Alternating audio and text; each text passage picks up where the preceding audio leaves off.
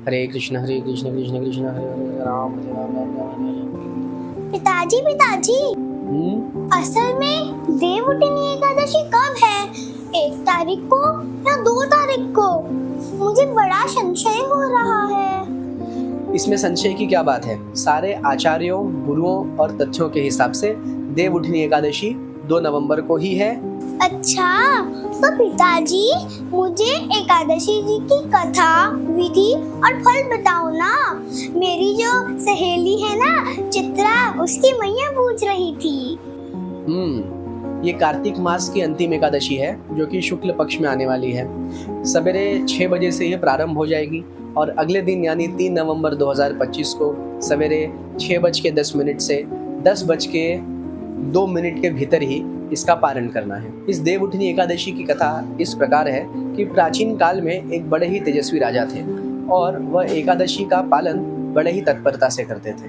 स्वयं तो अन्न खाने की बात बहुत दूर है, वे अपनी प्रजा एवं अपने राज्य की सीमा के अंदर पशुओं तक से भी एकादशी का व्रत कराते थे और सभी के लिए अन्न को वर्जित कर दिए थे। सारी प्रजा और राजा सुख पूर्वक और प्रेम पूर्वक मिलकर एकादशी का पालन किया करते थे। एक दिन की बात है, पड़ोस की राज्य से एक बड़ा ही निर्धन व्यक्ति उनके पास आया, राजा के पास, और नौकरी की मांग करने लगा। राजा ने उसे नौकरी पर रखने का निश्चय तो किया, परंतु उसके सामने एक शर्त रख दी कि भैया हमारे राज्य में एकादशी के दिन अनाज वर्जित है, तो क्या ये शर्त तुम्हें मंजूर है? अब मरता क्या नहीं करता। तो उसने तुरंत हाँ कह दिया। राजा ने उसे तुरंत नौकरी पर रख लिया और अच्छी तनख्वाह देने लगा। अब जब कुछ दिनों बाद एकादशी का दिन आया तो उसने भोजन की मांग की। तब राजा ने उसे याद दिलाया कि भैया नौकरी पर रखने से पहले हमने तुम्हारे सामने एक शर्त रखी थी कि अनाज एकादशी के दिन नहीं मिलेगा, तुम यह फल खा लो, अनाज तो नहीं मिलेगा। अब वो व्यक्ति तो गिड़गिड़ाने लगा, महाराज मैं तो मर जाऊंगा, मुझसे व्रत वगैरह नहीं हो पाता है, यदि मुझे एक दिन भी अनाज ना मिले तो निश्चित ही मेरे प्राण सूख जाएंगे। अब वो इस प्रकार जिद करने लगा तो राजा ने उसे कहा कि ठीक है जाओ, लेकिन मेरी राज्य की सीमा के बाहर जाके अन्न ग्रहण करना। और राजा ने उसे कुछ अनाज दिया, लेकिन उससे कहा अच्छा एक काम अवश्य करना, इस अनाज का भोग स्वयं मत कर लेना, पहले भगवान को अवश्य खिलाना। वो भोला आदमी था, उसने हाँ कह दिया। अब राजा की राज्य की सीमा के बाहर एक जंगल में बैठ गया, उसने बढ़िया पकवान बनाए। अब राजा को दिए गए वचन अनुसार उसने भगवान का आह्वान किया, हे भगवान आइए, मेरे राजा ने आदेश दिया है मैं बिना आपको भोग लगाए इस प्रसाद को ना खाऊं। भगवान आने से रहे, इतने आसानी से भगवान मिलते हैं क्या? लेकिन वह गिड़गिड़ाता रहा। उसने हट कर लिया कि जब तक भगवान ना आवेंगे तब तक मैं एक अन्न का दाना भी नहीं स्वीकार करूंगा। उसके भोलेपन और निश्चलता को देखकर और समर्पण से रीझकर भगवान श्री हरि विष्णु तुरंत ही वहां प्रकट हो गए और उसके साथ बैठकर भगवान ने अनाज पाया। सारा भोजन भगवान चट कर ले गए, वह बेचारा भूखा ही रह गया। तो जाने अनजाने उसके एकादशी तो हो ही गई।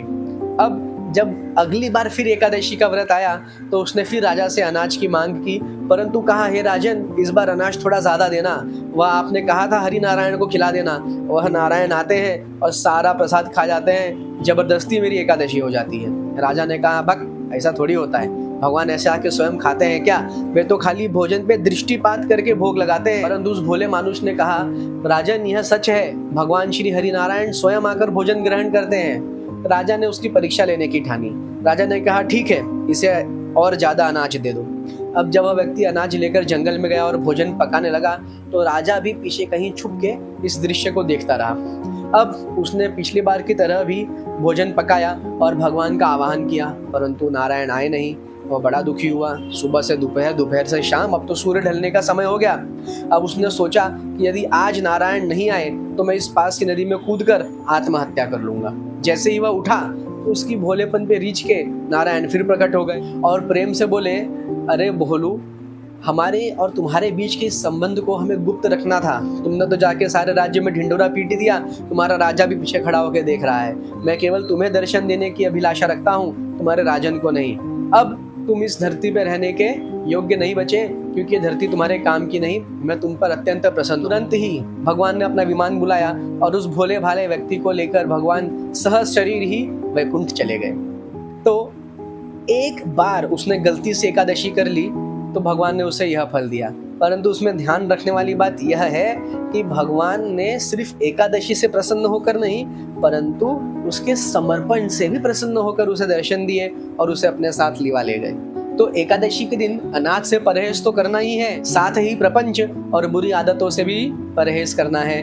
भगवान का अत्यधिक नाम जप करना है, रात्रि जागरण करके भगवान के नामों का कीर्तन करना है, झुंड में करना है, यानी कई लोगों को एक साथ आमंत्रित करके भक्तों के बीच में बैठकर, और यदि कोई ना अवेलेबल हो तो स्वयं अकेले भी कर सकते हैं। इस एकादशी को रखने से विगत 10,000 जन्मों के किए गए पाप तत्काल नष्ट हो जाते हैं। तो इतनी महान है यह देवउठनी एकादशी। अच्छा, तो इस व्रत को करने से भगवान श्री कृष्ण अत्यंत प्रसन्न होते हैं। तब तो मैं इस व्रत को करके ही रहूंगी, और आप भी करिएगा, वो भी समर्पण के साथ। हरे कृष्णा।